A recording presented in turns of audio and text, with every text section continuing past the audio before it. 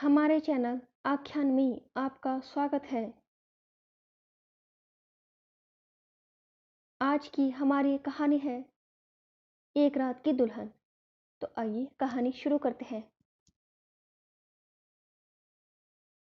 अब तक की कहानी में आपने पढ़ा, आदिल वर्था को 3 तलाक दे देता है। अम्मी के कहने पर दोनों मौलवी जी के पास जाते हैं। मौलवी जी स्वयं वर्था का हलाला करने की बात कहते हैं। वर्था और मौलवी जी का निकाह हो जाता है। वर्था मौलवी जी के कमरे में बैठे हैं। उसका मन अशांत है, जबकि मौलवी जी का मन बल्लियों उछल रहा है, क्योंकि एक तो झटके में 1 लाख रुपए आ गए थे, दूसरा आज की रात उनकी रंगीन होने वाली थी। वर्धा अपने विचारों में गुम थी। तभी आदिल का फोन आया। कैसी हो वर्धा? वर्धा बोली, ठीक हूं मैं आदिल, बस कल का इंतजार है अब तो। वर्धा, हाँ मुझे भी। आदिल, ठीक है, अपना ख्याल रखना, मैं फोन रखता हूँ। वर्धा सोच में बैठी थी कि आदिल को कोई फर्क भी पड़ता होगा क्या, आज उसकी बीवी किसी दूसरे मर्द के साथ। तभी मौलवी जी आ गए।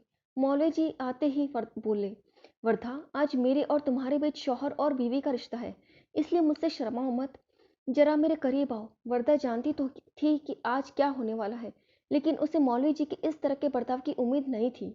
मौलवी जी सीधे सीधे अपनी बात पर ही उतर आए थे। बोले, देखो तुम घबराओ मत, आज की रात तुम मुझे आदिल ही मान लो, फिर तुम सहज हो जाओगी। 26 साल की जवान वर्था 55-56 साल के बूढ़े को कैसे आदिल मान ले। वर्था की ओर से कोई जवाब ना पाकर मौलवी जी ने सीधे उसकी तरफ अपना हाथ बढ़ाया और उसे अपने नजदीक ले आए। वर्धा ने कोई प्रतिरोध तो नहीं किया, लेकिन रात के अंधेरे में भी जब उसे एहसास हुआ कि यह कोई और नहीं, वही ठिकना सा मौलवी है, तो उसे उबकाई सी आने लगी। लेकिन दिन भर से सपनों के सागर में गोते लगाता मौलवी अब कहाँ रुकने वाला था। फिर वो कोई गलत काम भी तो नहीं कर रहा था, दीन धर्म के हिसाब से अपनी ब्याहता पत्नी के साथ था। इस रात को वो अपनी जिंदगी की सबसे हसीन रात बना लेना चाहता था। वर्धा को ऐसे लगा मानो उसका शरीर नहीं बल्कि उसकी आत्मा को कुचला जा रहा है। वो चुपचाप मुर्दे से बिस्तर पर पड़ी रही। मौलवी जी के लिए यह रात तेजी से खत्म हो रही थी, जबकि वर्धा के लिए इस रात की कोई सुबह ही नहीं थी। सुबह जब वर्धा उठी तो देखा मौलवी साहब कमरे में नहीं थे। उसने इस और ज्यादा ध्यान नहीं दिया और जाके बाथरूम में घुस गई। बाथरूम से बाहर निकली तो 8 बज चुके थे। मौलवी साहब का कहीं अता पता नहीं था। उसने आदिल को फोन लगाया। आदिल की आवाज सुनते ही उसका मन किया कि वो चिल्ला चिल्ला कर पूछे, फोन पर 3 शब्द तुमने लिखे, और मेरा क्या, मैं क्यों भुगत रही हूँ ये सब। लेकिन उसने अपने आप को संयत रखा और आदिल को बताया कि मौलवी जी कहीं दिखाई नहीं दे रहे हैं। आदिल ने बोला कि तुम फिक्र मत करो, मैं आकर देखता हूँ। आदिल ने आकर वर्था को बताया कि मौलवी जी का फोन नहीं लग रहा है, तो वे दोनों और परेशान हो गए। उन्होंने सारी मस्जिद में मौलवी जी को खोजा, वे कहीं नहीं मिले। नमाज पढ़ने आए नमाजी भी मौलवी जी को ना पाकर वापस जाने लगे। आदिल ने कहा, तुम चिंता मत करो, भूख लगी होगी तुम्हें, तुम्हारे लिए खाना लेकर आता हूँ। आदिल पास के होटल से खाना ले आया। तभी मौलवी जी के फोन ऑन होने का मैसेज आदिल के मोबाइल पर आया। आदिल ने तुरंत फोन मिलाया। मौलवी जी ने बताया कि उनके चाचा का इंतकाल हो गया था, सवेरे ही पता चला, इसलिए बिना किसी को बताए चले आए। शाम तक लौट आएंगे। पर था, अगर वे शाम तक ना लौटे तो? आदिल, बोला है उन्होंने आ जाएंगे, तुम फिक्र मत करो, खाना खाओ। वर्धा चुपचाप खाना खाने लगी, पर पता नहीं क्यों उसे लग रहा था कि मौलवी जी नहीं आएंगे। वह और आदिल चुपचाप बैठे रहे। उन दोनों के बीच बात करने लायक कोई बात ही नहीं बची थी। कल तक जो बात हुई थी उसके और आज के बीच में बस कल की रात ही बीती थी, और उस बारे में बात करने लायक कोई चीज थी ही नहीं। बैठे बैठे रात होने को आई थी। आदिल रात का खाना लेकर आया और दोनों ने साथ बैठकर खाना खा लिया। तभी मौलवी जी का फोन आया। बोले, मुझे रात को आने में देर हो जाएगी, इसलिए तलाक का काम कल सुबह ही हो पाएगा। मुझे पता है तुम्हें बुरा लग रहा होगा, पर मैं क्या करूं, मैं बुरी तरह फंसा हुआ हूं। बस एक दिन का किसी तरह सब्र कर लो। वर्धा ने जब ये सब सुना तो बिफर पड़ी और बोली, झूठ बोल रहा है वो, मैं जानती थी वो नहीं आएगा, लेकिन सिवाय झल्लाने के और मौलवी जी को कोसने के अलावा वह कर ही क्या सकती थी। आदिल किसी तरह समझा बुझाकर वर्धा को वहीं छोड़ घर चला आया। वर्धा की आंखों से नींद कोसों दूर थी। उसे अपनी हालत जाल में फंसी उस चिड़िया जैसी लग रही थी, जो ना तो जाल को तोड़ सकती है, ना ही पास आधे व्याधि को रोक सकती है। उसका जी कर रहा था वह जोर जोर से रोए, लेकिन उसका दर्द समझने वाला था ही कौन। जब यह सब अल्लाह की मर्जी से ही हो रहा था, तो फिर इंसान उसके दर्द को कैसे समझ सकता था। तभी कमरे का दरवाजा खुलने की आवाज आई। देखा तो मौलवी साहब दिख रहे थे। पता नहीं क्यों अंधेरे में भी उसे मौलवी साहब की आंखों में शैतानी चमक दिखाई दे रही थी। दुनिया में शायद हम अपनी ही सोच का प्रतिबिंब देखते हैं। मौलवी साहब ने लाइट जलाया और वर्था से देर से आने के लिए माफी मांगी। वर्धा ने कोई जवाब नहीं दिया और ना ही मौलवी जी ने उसके जवाब का इंतजार किया। वे तुरंत लाइट बंद करके वर्धा के बगल में जाकर लेट गए। मौलवी साहब शांत थे, लेकिन उनके हाथ वर्धा के जिस्म पर घूम रहे थे। वर्धा ने गुस्से में उनका हाथ छिटक दिया। मौलवी जी बोले, ये क्या कर रही है तू जानती नहीं अभी भी मैं तेरा शौहर हूँ। वर्धा आवेश में आकर बिस्तर से उठ खड़ी हुई।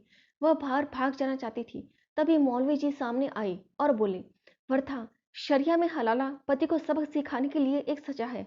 जब तुम्हारे शौहर को यह महसूस होगा कि उसके 3 तलाक देने की वजह से उसकी बीवी को किसी दूसरे मर्द के साथ सोना पड़ा, तो सोचो उसे कितना दर्द होगा। मौलवी लगभग खींचता हुआ वर्था को बिस्तर पर लेकर आया। वर्था कटे पेड़ की भांति बिस्तर पर गिर चुकी थी। वो शांत हो चुकी थी, लेकिन मौलवी साहब आज ज्यादा आक्रामक लग रहे थे। वर्था ने इसे अपनी नियति मान लिया था और मौलवी साहब के लिए मानो ये जिंदगी की आखिरी रात थी। वे इसे भरपूर जी लेना चाहते थे। आदमी पाप से डरता है, समाज से डरता है, लेकिन ऐसा कोई डर ना हो तो आदमी के अंदर का राक्षस जाग जाता है। आज मौलवी जी के लिए ऐसा ही दिन था।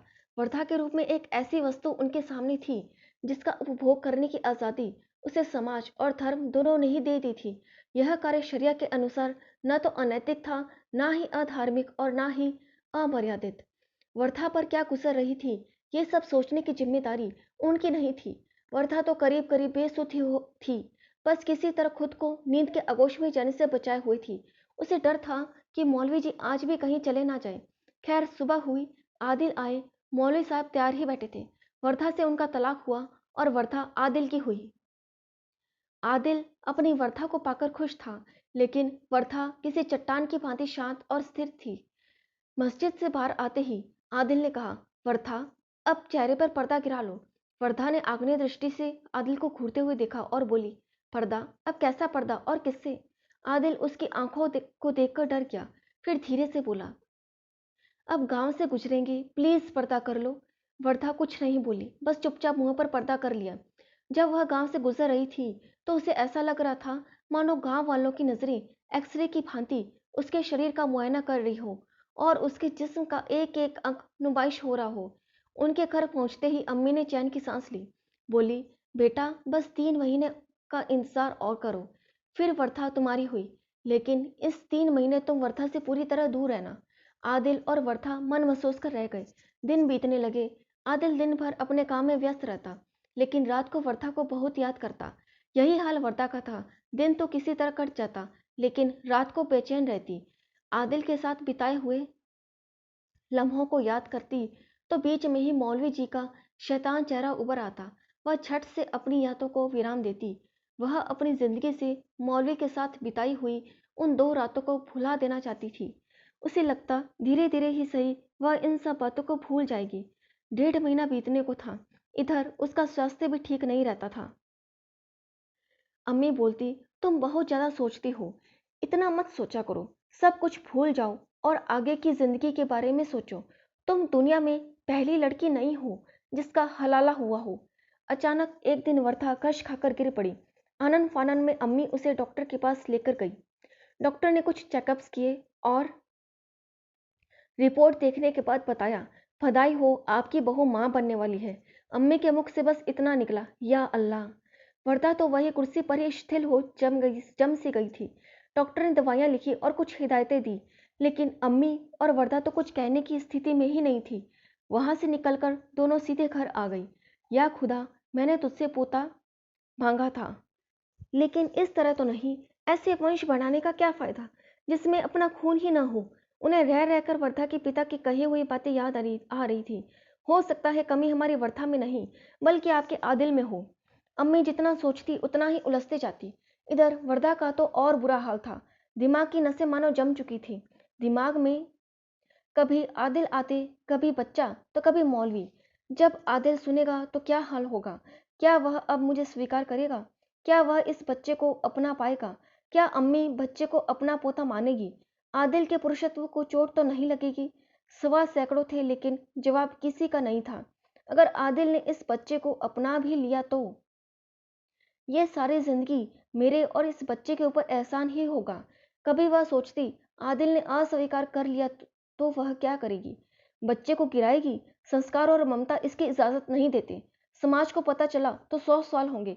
बच्चा क्यों गिराया? ये पाप किस लिए किया? उसे पूरा जीवन ही अंधकारमय दिखने लगा। निराशा, दुख व जिल्लत से भरी हुई जिंदगी उसका व उसके बच्चे का इंतजार कर रही थी। वर्धा अकेली थी और उसकी सोच उसकी पकड़ से दूर हो चुकी थी। जब उसकी सोच उस अंधकारमय भविष्य के खूब अंधेरे में गुम हो गई, तो उसे एक ही रास्ता नजर आया, खुद को खत्म करने का। उसके दिमाग ने एक बार और जोर लगाया, लेकिन वह खुद दुख और निराशा के बादलों से निकलने में असमर्थ रही। वह चुपचाप उठी और उस राह पर चल पड़ी जहां से वापस मुड़ना असंभव नहीं था। थोड़ी देर बाद जब अम्मी ने काफी देर तक वर्धा की आवाज नहीं सुनी, तो उसका दरवाजा खटखटाया। बहुत देर तक जब कोई उत्तर नहीं मिला, तो उसका मन सशंकित हो गया। आसपास के लोगों को बुलाकर दरवाजा तोड़ा गया। अंदर का नजारा विभत्स था। वर्धा पंखे से झूल रही थी। अम्मी वहीं बेहोश हो गई। पड़ोसियों ने संभाला और खाट पर लिटाया। आदिल जब घर पहुंचा तो वर्धा का शव आंगन पे पड़ा था। कहाँ तो वह 3 महीने खत्म होने का इंतजार कर रहा था, और कहाँ यह खबर। आदिल तुरंत अम्मी के पास गया और उन्हें संभाला। आदिल को देखकर अम्मी और जोर से रोने लगी। तभी उनके मुंह से निकला, वर्धा, ये तूने क्या किया? अपने पेट में पल रहे बच्चे का तो ख्याल करती। आदिल ये सुनकर चौंक गया। ऐसा कुछ तो उसने सपने में भी नहीं सोचा था। उसे लगने लगा अल्लाह ने सारा कुसंयोग उसके खाते में ही लिख डाला है। उसे लगा कि इस सारे फसाद की जड़ वही है। उसी के कारण वर्धा की जान गई है। वह बोझिल कदमों से उठा और वर्धा के कमरे की तरफ बढ़ा। वर्धा ने जिस चुन्नी से फंदा लगाया था, वो अब भी वही पंखे पर ही थी। आदिल फूट फूट कर रोने लगा। बाहर सारे लोग वर्धा की अंतिम क्रिया की तैयारियों में लगे थे। ना ही अम्मी और ना ही अन्य किसी को पता चला कब आदिल ने कमरे की अंदर से लगा खुद भी फंदा लगा लिया था। कुछ देर बाद किसी का बंद दरवाजे की तरफ ध्यान गया, तो उसने सभी को सूचित किया। दरवाजा खटखटाने पर कोई जवाब न पाकर दरवाजा तोड़ा गया, तो आदिल का शव भी उसी चुन्नी से लटक रहा था। अम्मी ये देखकर पूरी तरह से पागल ही हो गई। वह चिल्लाती हुई बाहर भागी। लोग उनके पीछे पीछे भागे। वह तेजी से चिल्लाती हुई जा रही थी और छपाक की आवाज के साथ कुएं में कूद गई। जब तक लोगों ने उन्हें निकाला, वह भी इस दुनिया से जा चुकी थी। एक ही घर से 3 जनाजे एक साथ उठे। तीनों एक ही दिन काल के गाल में समा गए। लेकिन इन तीनों मौतों का जिम्मेवार कौन था? आदिल, वर्धा, उसकी अम्मी, वह मौलवी, या फिर शरिया कानून? इसका जवाब शायद किसी के पास नहीं था। आपको हमारी कहानी एक रात की दुल्हन कैसी लगी? कृपया कमेंट बॉक्स में अपनी राय अवश्य दें, और हमारे चैनल आख्यान को लाइक, सब्सक्राइब एंड शेयर करना न भूलें। धन्यवाद।